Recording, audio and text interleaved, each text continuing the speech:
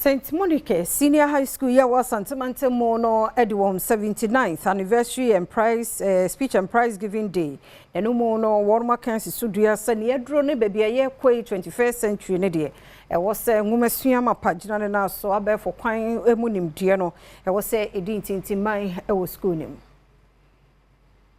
St. Monica Senior High School no ewa Asantimampo Asantimantem ha sukui enyamfinhia no edioso enkonom enam so ama wonum ahyefa abo adesuafo no bi abaso enum na headmistress edima school eyemame Dr. Cynthia Asamojima wode ti Adom Kasee no no chiri mu se sukuu no emofre won beye empem ennan akade ebebo momo school na gina ne na so rekame ese ewo fam kakranti aban entwenani emfa mahwe St. Monica Senior High School enam se nipa no bruce nti ama classrooms chairs yehia bi and ama dormitory saying bed.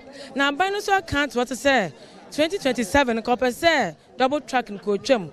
In Tiajina Kenya dormitory in the classroom which is 18 unit blocker. Kababuama sa double track netum. Now says here make us say 4,300. Still counting. No be about was the metal, but presently we are 4,003 and now staff so 285.